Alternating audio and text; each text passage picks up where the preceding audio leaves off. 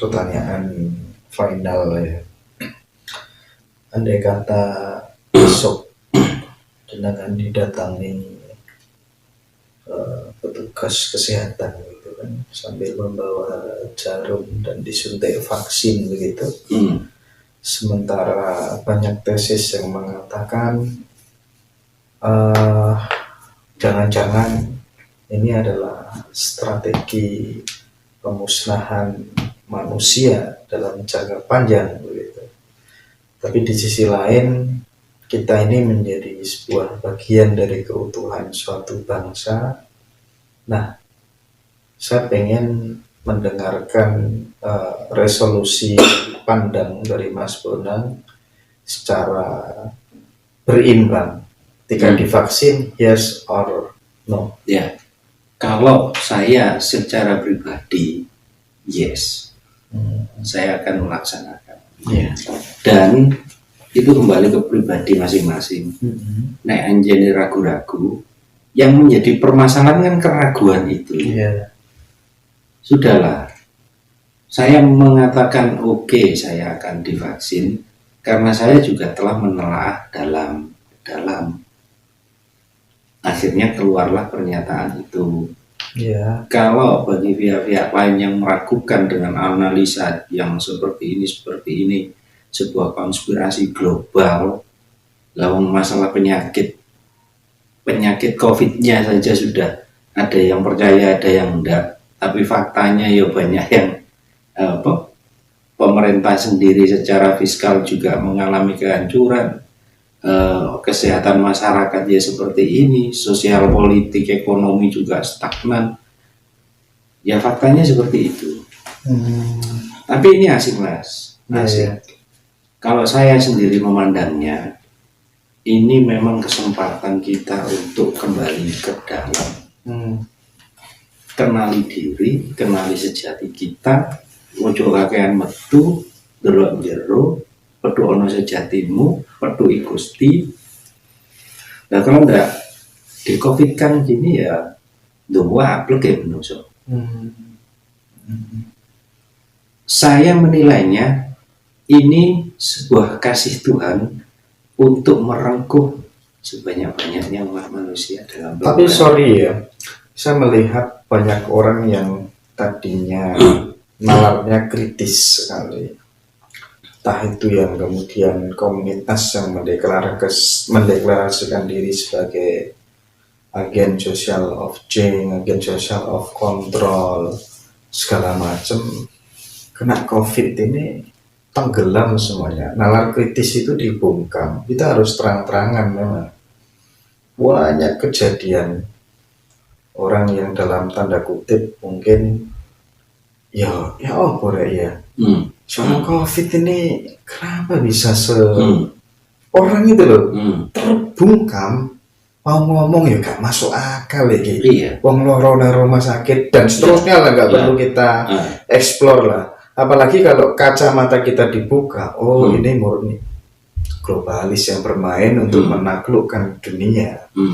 Nah, gimana jenengan sebagai mantan aktivis ya kan, terus melihat hal-hal seperti ini, kita dianggap budak terus sama Amerika, sama Cina.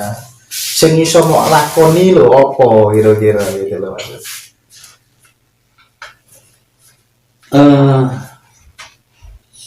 Idealisme itulah yang akhirnya saya harus menentukan bahwa kebangkitan spiritual ini harus segera dikobarkan. Kalau mengenai analisa Mas Hendra tadi tentang aktivis-aktivis yang bukan dibungkam ya terbungkam Mas, karena tidak punya data yang valid untuk menyampaikan kekritisannya. Terus mau ngotot tanpa data, ya jelas tidak bisa lah. Ya otomatis ada sebuah analisa, ini permainan global. Melalui lembaga tertentu milik orang tertentu untuk memusnahkan manusia. Itu pun analisa, itu pun sangat tendensius. Di sisi lain fakta Ya memang banyak yang menjadi korban. Semua pihak tidak menginginkan hal ini. Ya realistis saja.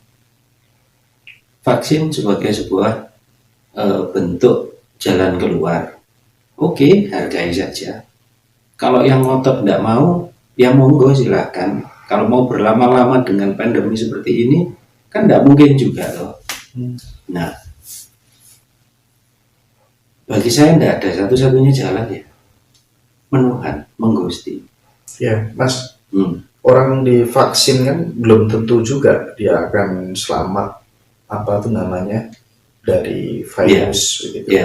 Ketika orang menolak divaksin, terus kemudian apa harusnya yang dilakukan oleh negara?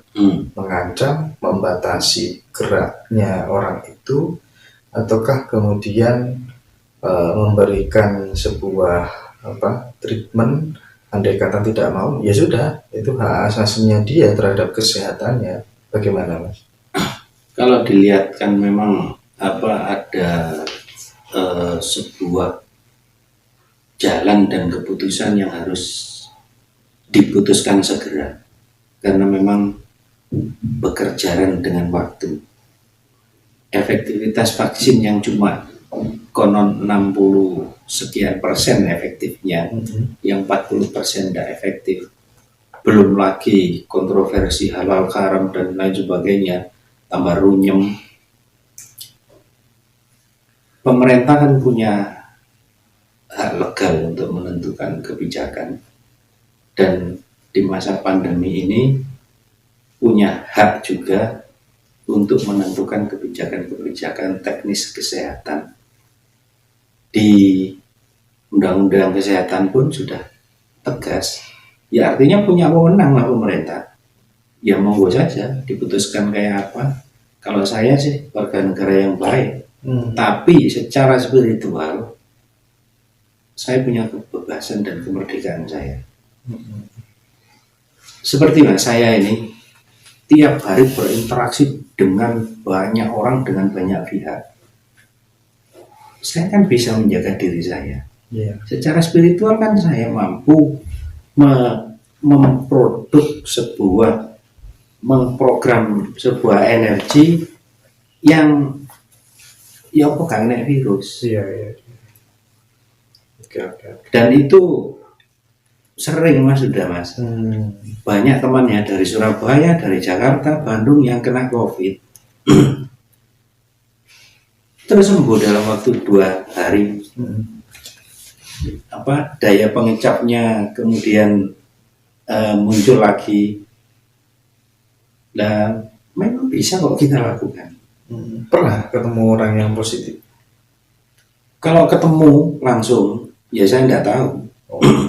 Tapi andai kata ada orang positif, terus kemudian mendekat gitu, nyentuh, berani nggak? Ya secara rasional kan ya harus jaga diri. Gitu ya, jaga diri. Kalau nek ngono itu malah sombong di KWKB. Oke. Mas, banyak yang sekali lagi menanyakan soal meditasi Zoom ya mas ya. Bisa dimulai untuk melibatkan teman-teman subscriber itu, para pemirsa itu, kira-kira mulai daftar bisa kapan mas? Ini hari Rabu. Ya. Bisa dimulai minggu depan mas. Hari Senin ya. Ya, jenengan prepare dengan tim. Saya juga menyiapkan diri, teknologi, waktu, dan sarana lain di rumah. Teman-teman nanti silakan yang mau ikut Zoom, sekali Zoom kurang lebihnya sekitar 30 orang supaya efektif dan efisien begitu. Proses daftarnya silakan nanti teman-teman menghubungi kami. Nanti kita akan sediakan kontak person untuk mengakomodir teman-teman yang tidak bisa berjumpa Mas Bonang secara langsung, tapi bisa melalui virtual. Begitu Mas Bonang ya. Tambahan sedikit Mas. Mungkin kita adakan siang dan malam hari. yang kerja malam bisa ngikuti siang. Biar pilih ya. Biar pilih. Oke teman-teman, tadi disampaikan sama Mas Bonang udah clear. Yang siangnya nggak bisa ambil malam ya. Oke, terima kasih banyak Mas Bonang. Salam.